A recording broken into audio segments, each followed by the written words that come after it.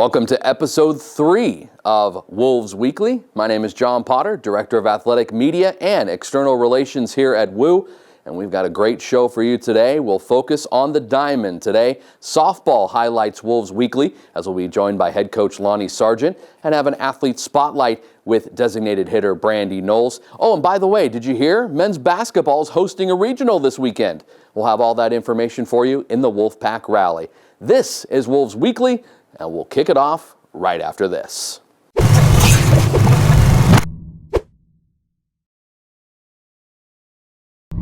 As promised, we're here with softball coach Lonny Sargent as the Wolves, weather permitting, will open up here at home this weekend after having last weekend washed out. Coach, thanks for some time this morning. Yeah, you're very welcome. Happy to be here. Off to a 7-10 start, but let's look into the numbers of these 10 losses. Your 10 losses have come to teams who have, right now, this moment, have a combined record of 94 wins and 31 losses. Just a .752 winning percentage.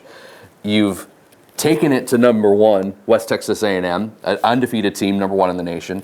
You've lost to 2 other ranked teams, and then you've also beaten a team that right now is ranked number 9 in the nation in California Baptist. I think the question that boils down to it is, could you have made your opening 20 games any tougher?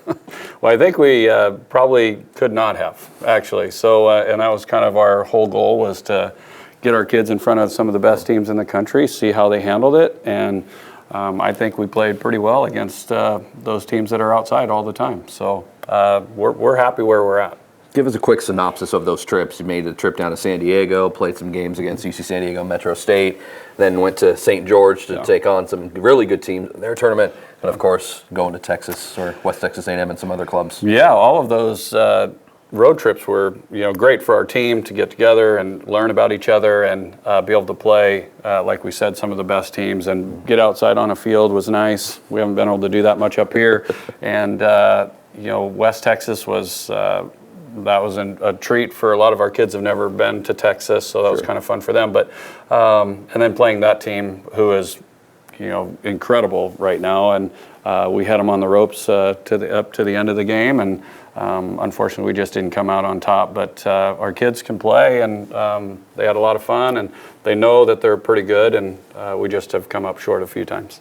17 games in, your team's hitting .308 overall in the season, have hit some good home runs, doubling up your opponent 16-8 in that category, and the stolen bases up there as well, 16 out of 19.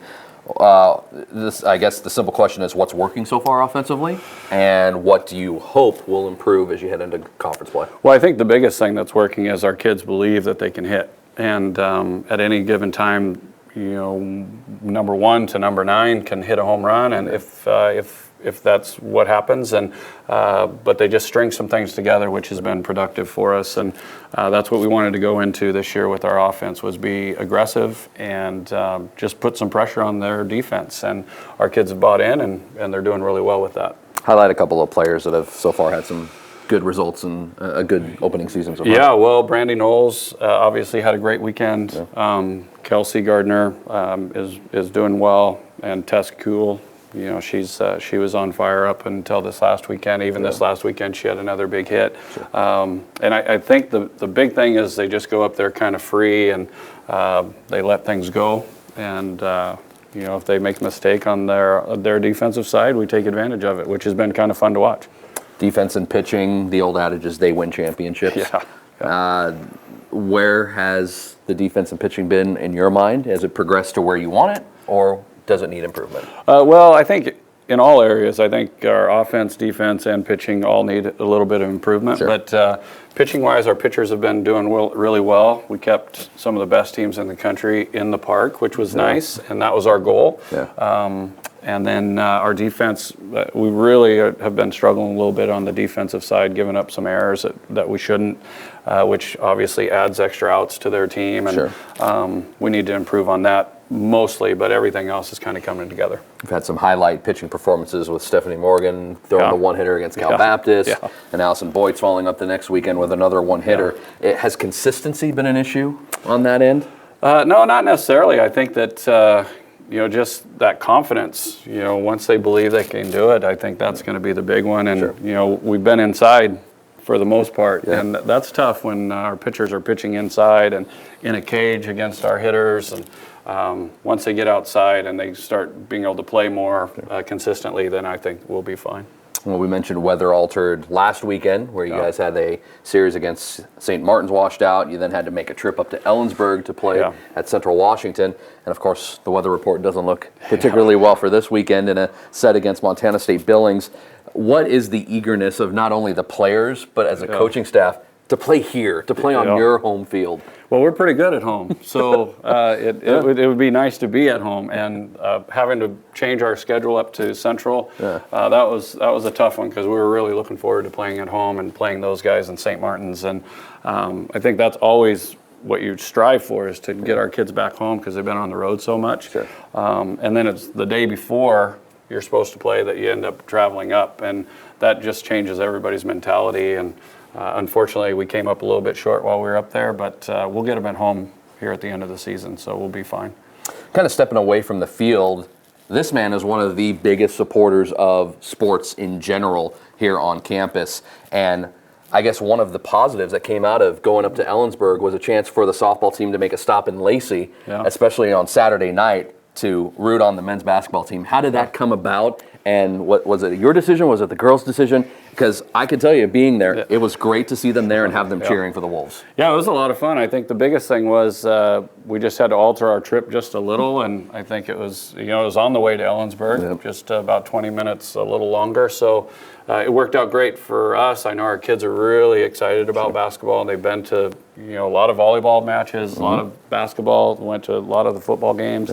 We're big proponents of supporting athletics, because we think it will come back to help us in the end as well. So I think our kids were so jazzed up to be up there, and they got into it pretty good, and it was a lot of fun. I know they were really excited to go, so we're happy we did it. Okay, I'm going to put you in the analysis chair.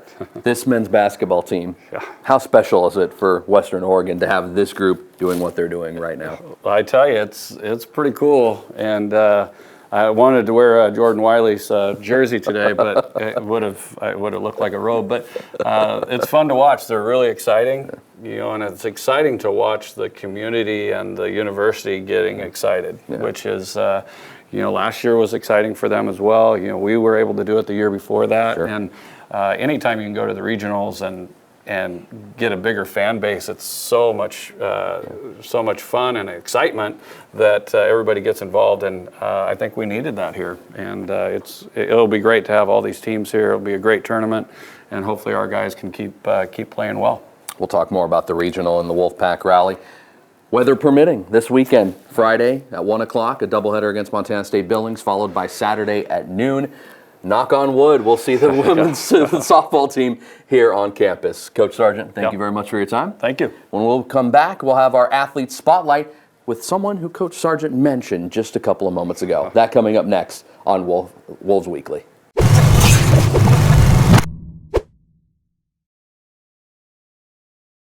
Athlete spotlight time as we welcome Western Oregon softball player Brandy Knowles. Hello, hello. I thought I would try to grill her with some hard questions, but first we'll go with the easy ones. Thanks. So Brandy, hometown. I'm from Redmond, Oregon. Redmond, Oregon. How many years at Western Oregon? This was my third year. Third year at Western Oregon. Where did you play previously? I played at Walla Walla Community College. And before that, high school? Redmond High School. And what position do you play? I played outfield, now I'm a DH. The designated hitter. Yes. Gotta love that. Yes. Speaking of hitting, you had one heck of a weekend up at Central Washington, hitting .571. How did it feel to kind of know that you were going to get ready for your home opener, then have to travel, and still have a quality weekend at the point? Well, I'm really glad we got some games in, because it's always kind of a bummer if games just get canceled, because you get so psyched up throughout the week. Yeah. So it was exciting to still travel up there, and then I kind of struggled in the preseason with my hitting, so to come out and kind of get back on a roll and do what I do, it felt really, really good.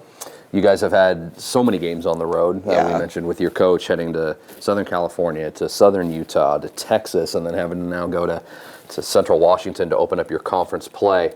How has the team kind of responded to being on the road for so long to start the season? I think we've done pretty good. We're all kind of troopers, and going from, a lot of us played summer ball, so we're all kind of used to that anyways, but going from summer ball traveling to college traveling is so different, because you're doing homework on the road, you're tired, you're up late, you're playing the next morning. And so it's definitely been fun to watch, especially the freshmen. The freshmen are the best to watch during the road season. The seniors are pros at it, juniors are getting there, sophomores are learning, and freshmen are just whole new world for them. It's great. It's a big learning curve off and on the field as well. Talk about some of the players that you have seen so far, including yourself, that have had good seasons up to now, and where do you see this team progressing, say, in the next few weeks as you start out this GNAC conference schedule? You know, it's been really cool to see some of this year's sophomores, who are obviously freshmen last year, have really almost transformed as players. Zoe Clark, our center fielder for one, is whole different. She plays out there sometimes like she's a senior mentality-wise. She's very composed and she's not afraid to get up and talk to people and be like, hey, come on, let's go. She's very good at taking a charge. Alex Frazier's hittings kind of came out of nowhere. She struggled a little bit last year, and she was hitting bombs and hitting pretty solid all preseason too. So it's been cool to watch some of the sophomores grow up really quick. We mentioned with your coach that you guys had to travel up to Ellensburg and then made the stop up in Lacey.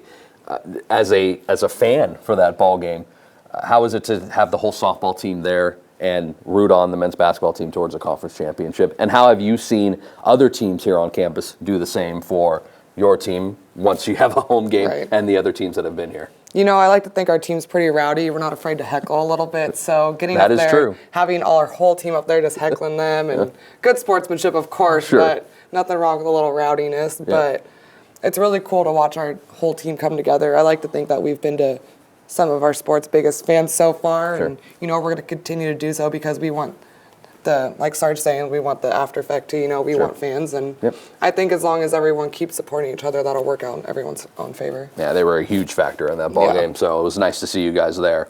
Now, tell me how radio broadcasting and rodeo come together in your life.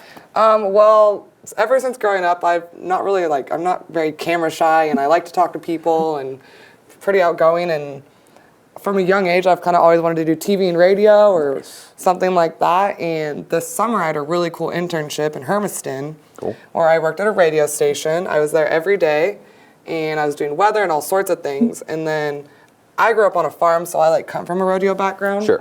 And Hermiston's a little Eastern Oregon. There's a bunch of rodeos around there. And so all summer, I would travel to the different rodeos, and I would do interviews with people who went to the NFR. I interviewed some people that I grew up watching and that my dad idolizes. So I've got to meet a lot of famous rodeo folk, and it's been really cool. How do you hope that internship and that experience translates to post-collegiate life?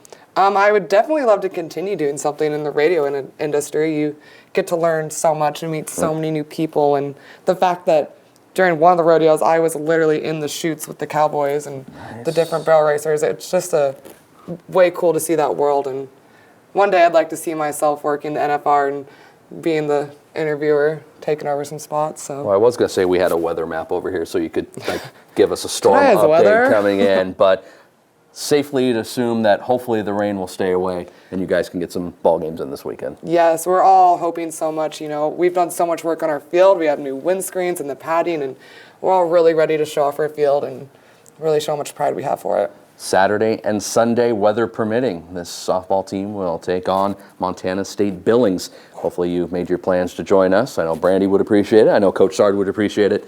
And Brandy, you just survived your athlete spotlight. Congratulations. Woo, thank you. We'll be back with the Wolfpack Rally right after this timeout. This week's edition of the Wolfpack Rally starts right now.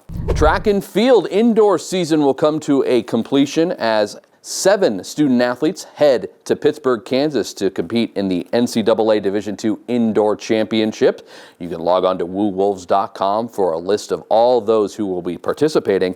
Outdoor track and field will continue their second week as they will go to Pacific for a meet this weekend.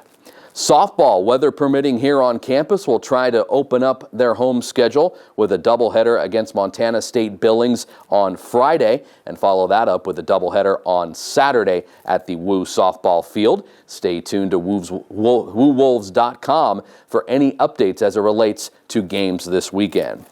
In addition, baseball trying to open up at home as well. They will host St. Martin's for a 4-game series beginning Saturday for a doubleheader at 1 o'clock. They will also play Sunday, weather permitting, here on campus. And we mentioned that basketball regional, the Western Oregon Wolves, #1 in the West, and now have the opportunity to host 7 other teams from the California Collegiate Athletic Association, the Pacific West Conference, and the Great Northwest for a 4-day tournament starting on Friday, March the 11th. The Wolves will open up as the #1 seed at 7:30, the final game on day 1 against the CCAA tournament champions, the Jacks of Humboldt State. Again, 7:30 for that game, but there are games starting all the way as early as noon on Friday. Really good teams coming in like Chico State, as well as California Baptist and Azusa Pacific out of the Pac West, and our familiar friend at Seattle Pacific also making the trip to the regional. WooWolves.com has a tournament page for all of your schedule, ticket, and parking needs right now. Log on to WooWolves.com for all of your information. We thank you for joining us for Wolves Weekly. We hope to see you on campus for one of our great events this weekend, especially the men's basketball regional at the new PE building. Come and pack new PE, pack the den, pack the lair to support our men's basketball team.